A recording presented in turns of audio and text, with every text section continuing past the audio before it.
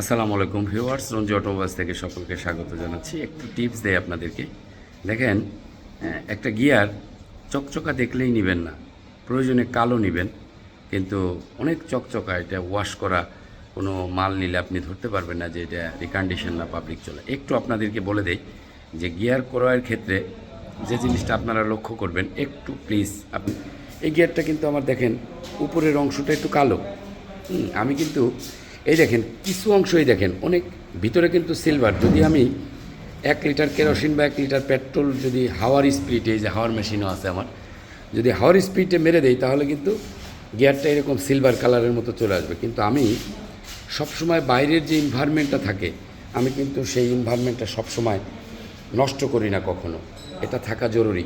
Gear যেটা দেখে চিনবেন সেটা হচ্ছে এই যে, এটা হলো জাপানি আঠা।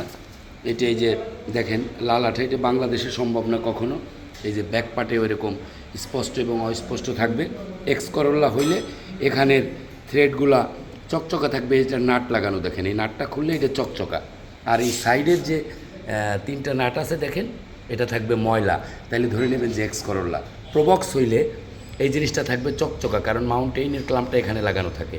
আর উপরে কিছুই থাকে না বিধায় এখানে ময়লা পড়ে থাকে। আর এই এক্স করোলাই উপরের ক্লাম্পটা থাকে। আর একটা এক্স করোলার প্রবক্সের গিয়ার আমার দেখি, এটা প্রবক্সের গিয়ার কিনা। হ্যাঁ, না, এটাও এক্স করোলাই। দেখেন এক্স করোলা মানেই এখানে ময়লা থাকবে, উপরে পরিষ্কার থাকবে। যাই হোক, আর অয়েল পাম্পের দিকটা দেখেন একদম অথেন্টিক। এই যে যে নাটগুলো দেখছেন, একদম কোনো যন্ত্র স্পর্শ নেই। এই কয়টা জায়গা, আপনি 3টা জায়গা 4টা জায়গা আপনাদেরকে টিপস দিলাম। তাহলে বাংলাদেশের কেউ আপনাদেরকে এই গিয়ার ক্রয়ের ক্ষেত্রে আর কেউ প্রবক্স বলে এক্স করোলা বা এলিয়ন দিতে পারবে না। এটার আর সুযোগ থাকবে না।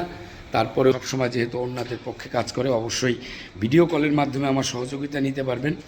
আমি বিক্রির পাশাপাশি আমি কাস্টমারদেরকে হেল্প করে থাকি। আমার কাছে অনেকে আসতে পারে না, দূরে থাকলে আপনি ভিডিও কলের মাধ্যমে শিওর হতে পারবেন যে এটা আসলে কী গিয়ার আপনাকে দিচ্ছে বা ইঞ্জিন কীরকম। এটা কালার দেখলে আমি আপনাকে বলে দিতে পারবো। এই সহযোগিতা আমি করে থাকি। এটা চলমান থাকবে সব সময়।